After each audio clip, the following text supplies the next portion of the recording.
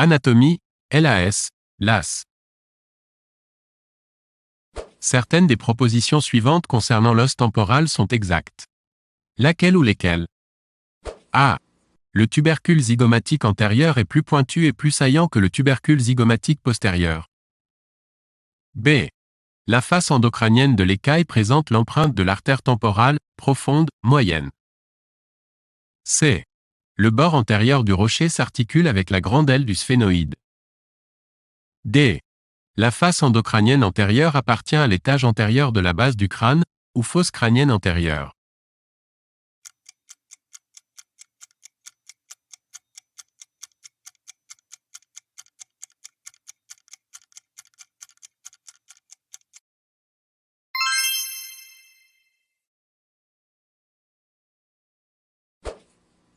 Certaines des propositions suivantes concernant l'os sphénoïde sont exactes. Laquelle ou lesquelles? A. Le processus ethmoïdal de l'os sphénoïde s'articule avec le bord postérieur de la lame perpendiculaire de l'os ethmoïde. B. Le jugome est limité latéralement par les gouttières des nerfs olfactifs, première paire des nerfs crâniens. C. La gouttière chiasmatique est limitée en arrière par le tubercule sphénoïdal. D. L'artère carotide interne gagne la face inférieure du cerveau en passant entre les processus clinoïdes antérieurs et moyens.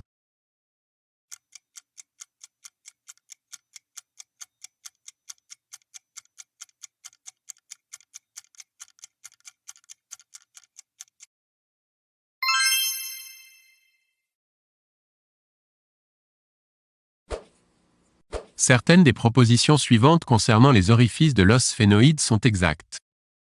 Laquelle ou lesquelles? A. Le canal optique livre passage à l'artère et aux veines ophtalmiques. B. La fissure orbitaire supérieure fait communiquer la cavité orbitaire et l'étage moyen de la base du crâne, ou fosse crânienne moyenne. C. Le foramen ovale livre passage à l'artère méningée moyenne. D. Le foramen épineux perfore la lingula.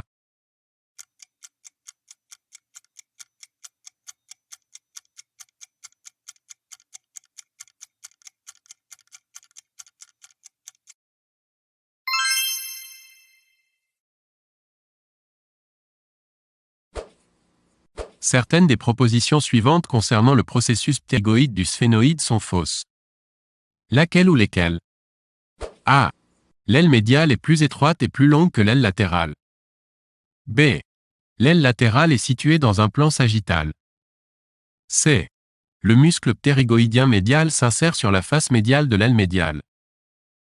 D. Le bord postérieur de l'aile médiale porte le processus pété-érigo-épineux.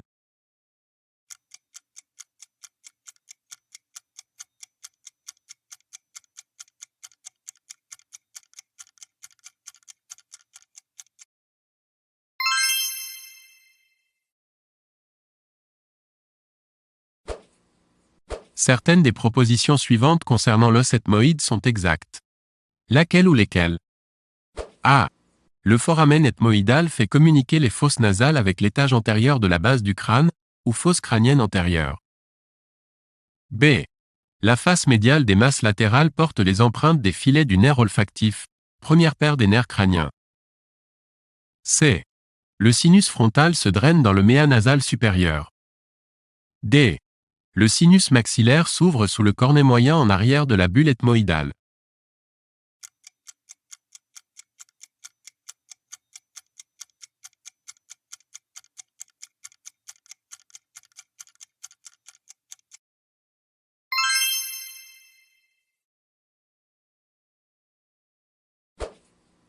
Parmi les os ci-dessous, lequel ou lesquels s'articulent, NT, avec la lame verticale de l'ethmoïde? A. Les os nasaux, ou os propres du nez. B. L'os maxillaire. C. L'os frontal. D. L'os sphénoïde.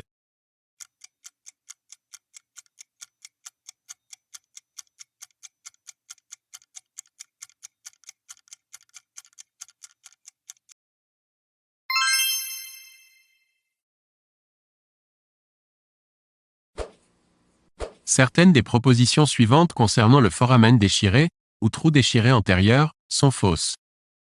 Laquelle ou lesquelles? A. Le foramen déchiré est limité en dedans par le corps du sphénoïde. B. Il livre passage au sinus sigmoïde qui devient la veine jugulaire interne.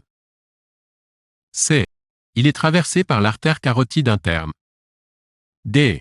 Il est limité en avant par le bord postérieur de la petite aile du sphénoïde.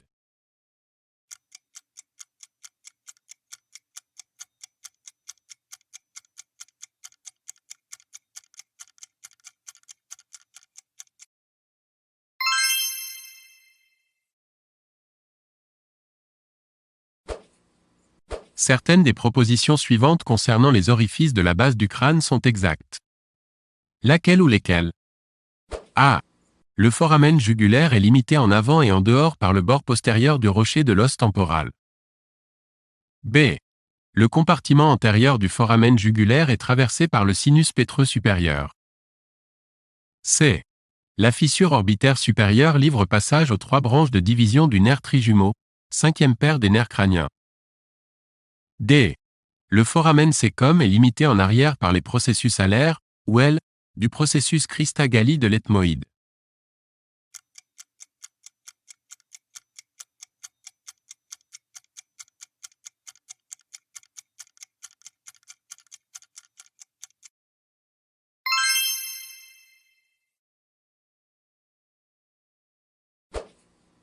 Certaines des propositions suivantes concernant l'os occipital sont exactes. Laquelle ou lesquelles? A. Le nerf hypoglosse, 12e paire des nerfs crâniens, traverse les masses latérales de l'occipital en dedans des condyles occipitaux. B. Le muscle droit antérieur, ou petit droit antérieur, s'insère de part et d'autre du tubercule pharyngé. C. L'épine jugulaire est un relief du bord latéral des masses latérales et divise en deux l'incisure jugulaire. D. La crête synostosique prolonge latéralement la fossette notochordale, ou fossette naviculaire.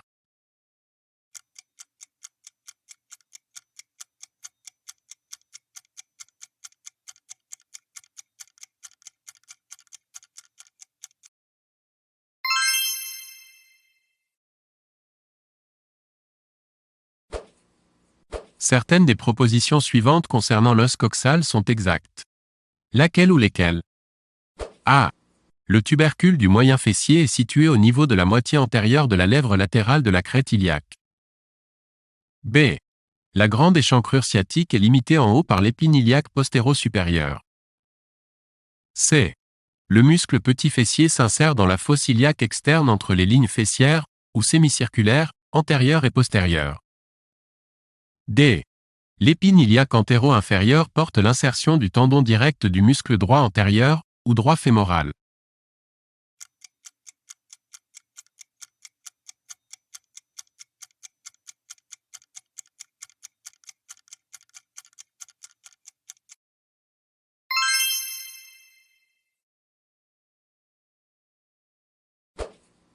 Certaines des propositions suivantes concernant les insertions des muscles adducteurs de la cuisse sont fausses. Laquelle ou lesquelles? A. Le muscle moyen adducteur, ou long adducteur, s'insère sur la branche ischio-pubienne en dessous de l'épine pubienne. B. Le muscle petit adducteur, ou court adducteur, s'insère sur la branche ischio-pubienne en dessous de l'insertion du muscle gracile, ou droit interne. C. L'insertion du muscle moyen adducteur sur la ligne âpre du fémur est située plus en dehors que celle du petit adducteur.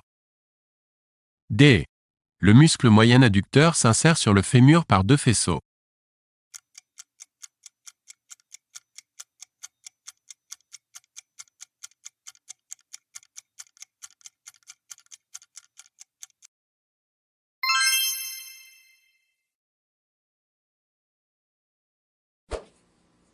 Certaines des propositions suivantes concernant le grand trochanter sont exactes. Laquelle ou lesquelles? A. Le muscle petit fessier se termine sur la face latérale du grand trochanter. B. Le muscle carré crural, ou carré fémoral, s'insère sur la face postérieure du grand trochanter, en dedans de la ligne intertrochantérienne postérieure. C. Le muscle obturateur interne s'insère sur la face médiale du grand trochanter au-dessus et en avant de la fossette digitale. D. Le muscle psoas iliaque ne s'insère pas sur le grand trochanter.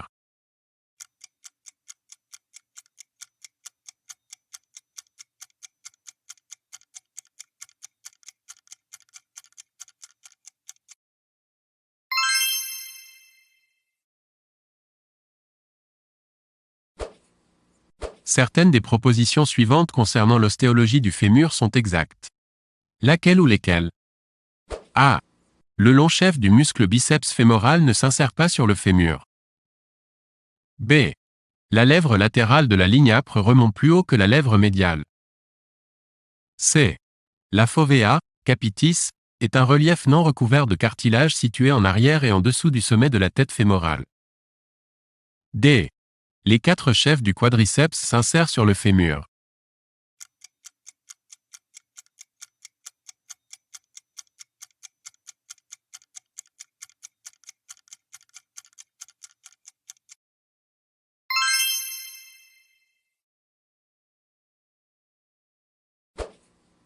Certaines des propositions suivantes concernant les surfaces articulaires de l'articulation du genou sont fausses.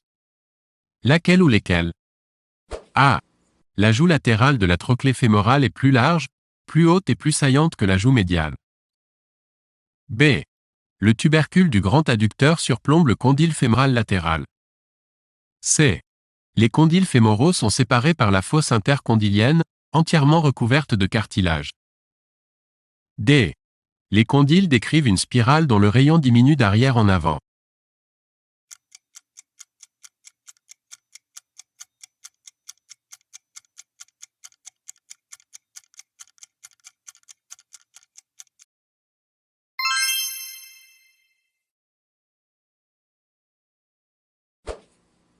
Certaines des propositions suivantes concernant les ménisques de l'articulation du genou sont exactes. Laquelle ou lesquelles? A. Les 2 cornes du ménisque latéral s'insèrent sur le plateau tibial entre les cornes du ménisque médial. B. Le ligament collatéral fibulaire est fortement adhérent au ménisque latéral. C. Le muscle semi-tendineux envoie des fibres musculaires au bord postérieur du ménisque médial. D. Le ligament ménisco-fémoral s'insère sur la corne postérieure du ménisque latéral.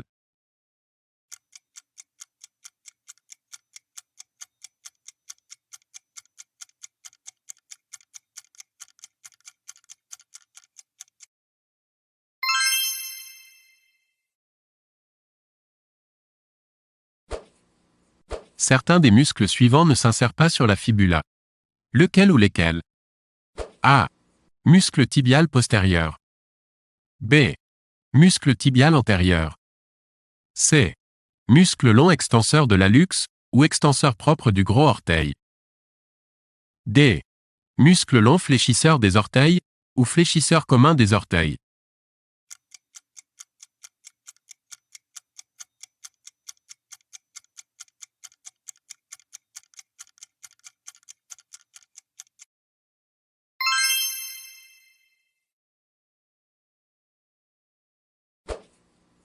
Certaines des propositions suivantes concernant les ligaments croisés de l'articulation du genou sont exactes.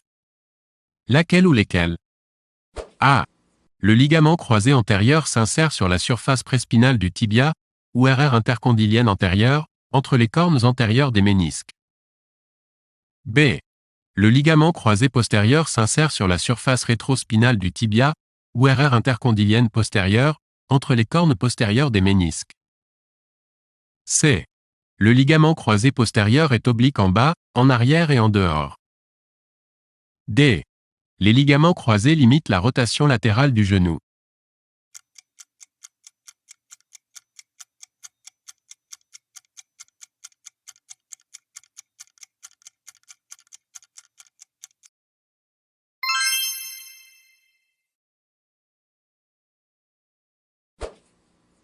Certaines des propositions suivantes concernant les ligaments collatéraux de l'articulation du genou sont fausses.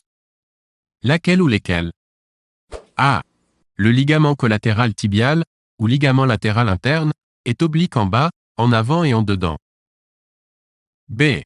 Le ligament collatéral fibulaire, ou ligament latéral externe, est disposé en 2 faisceaux.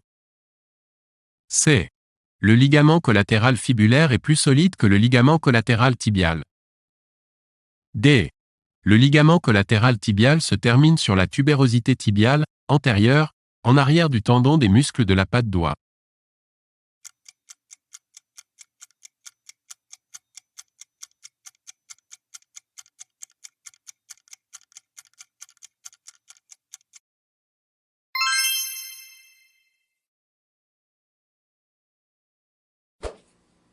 Certaines des propositions suivantes concernant l'anatomie fonctionnelle du genou sont exactes.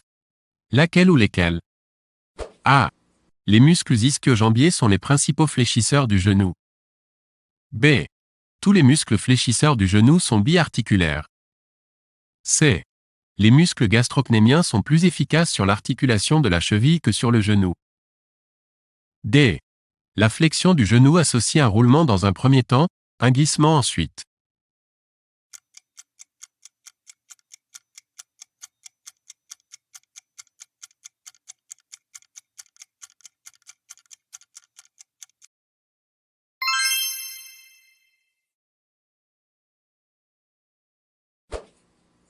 Certaines des propositions suivantes concernant l'articulation de la cheville sont exactes.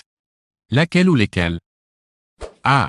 L'articulation tibio-fibulaire distale est une articulation synoviale de type syndesmose. B. L'articulation talocrurale, ou tibio-astragalienne, ne possède qu'un seul degré de liberté. C. La malléole fibulaire est plus longue et plus postérieure que la malléole tibiale. D. La poulie astragalienne est plus large en avant qu'en arrière.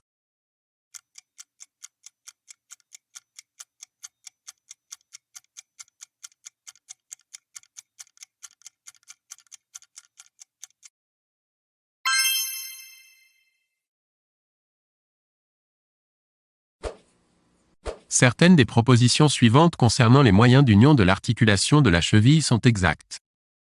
Laquelle ou lesquelles? A. Les ligaments tibio-fibulaires antérieurs et postérieurs sont tous les deux obliques en bas et en dehors. B.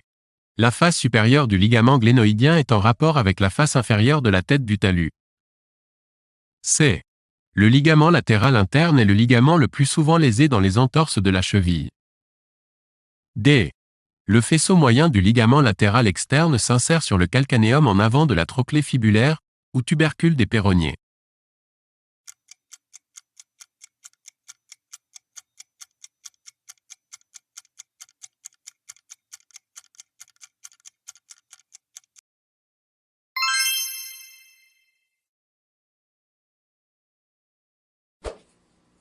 Certaines des propositions suivantes concernant le trigone fémoral, ou triangle de Scarpa, sont fausses. Laquelle ou lesquelles? A. Le trigone fémoral est limité en bas et en dehors par le ligament inguinal, ou arcade crurale. B. Le muscle pectiné participe à la constitution de sa paroi postérieure, ou plancher. C.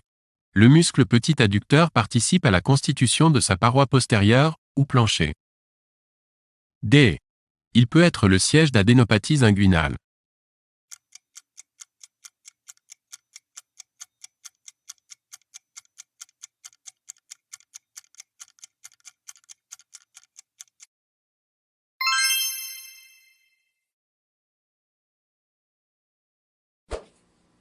Certaines des propositions suivantes concernant la morphologie externe du cœur sont exactes. Laquelle ou lesquelles? A. La portion initiale du sillon atrioventriculaire droit est masquée par l'auricule droit. B. Le ligament artériel est tendu entre la veine pulmonaire supérieure gauche et la bifurcation du tronc artériel pulmonaire. C. La veine, grande, azygose se coude en regard de T4 pour se jeter dans la veine cave inférieure. D. L'apex cardiaque correspond à l'apex du ventricule droit.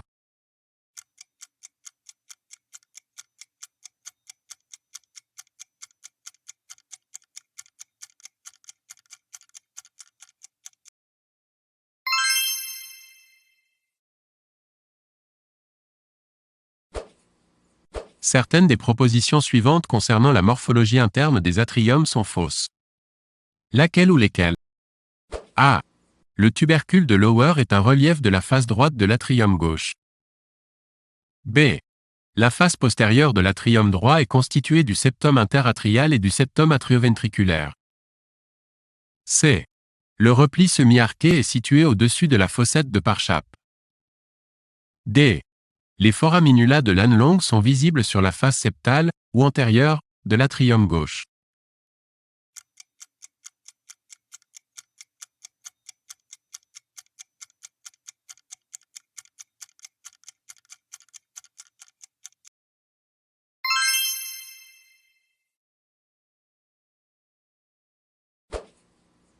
Certaines structures ci-dessous limitent le triangle de Koch.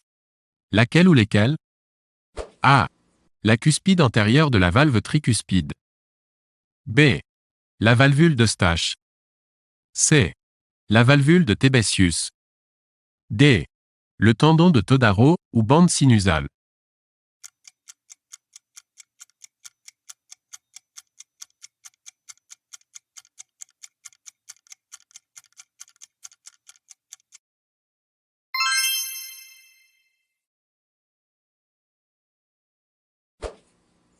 Certaines des propositions suivantes concernant les structures cardionectrices du cœur sont exactes. Laquelle ou lesquelles? A. Le nœud sinus atrial de Kiss-et-Flack est situé dans la paroi de l'atrium gauche. B. Le nœud sinus atrial de Kiss-et-Flack est situé en regard du triangle de Koch. C. Le rythme du nœud sinus atrial de Kiss-et-Flack est ralenti par le système parasympathique. D. Le rythme propre du nœud atrioventriculaire d'Ashoff-Tawara est 40 minutes.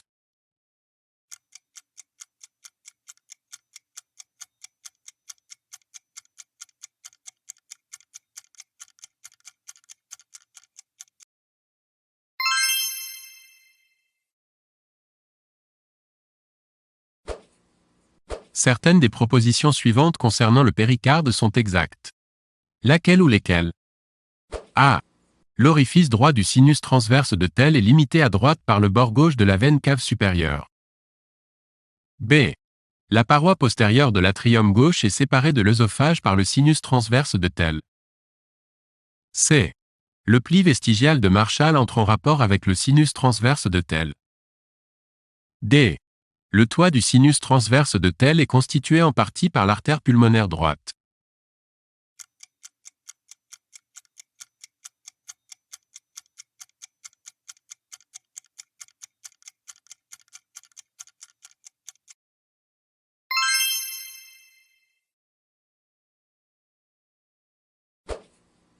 Certaines des propositions suivantes concernant la vascularisation du cœur sont exactes.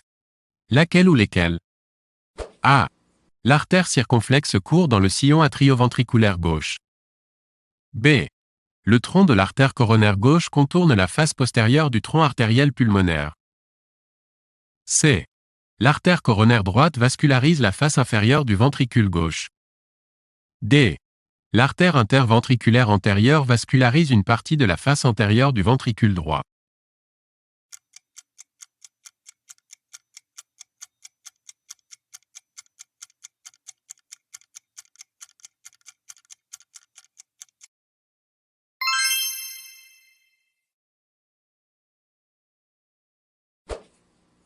Certaines des propositions suivantes concernant l'arbre trachéobronchique sont exactes. Laquelle ou lesquelles? A.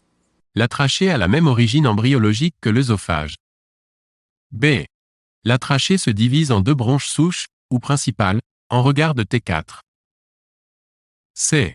La trachée est déviée en arrière et à droite. D. La bronche souche gauche est plus longue et plus horizontale que la bronche souche droite.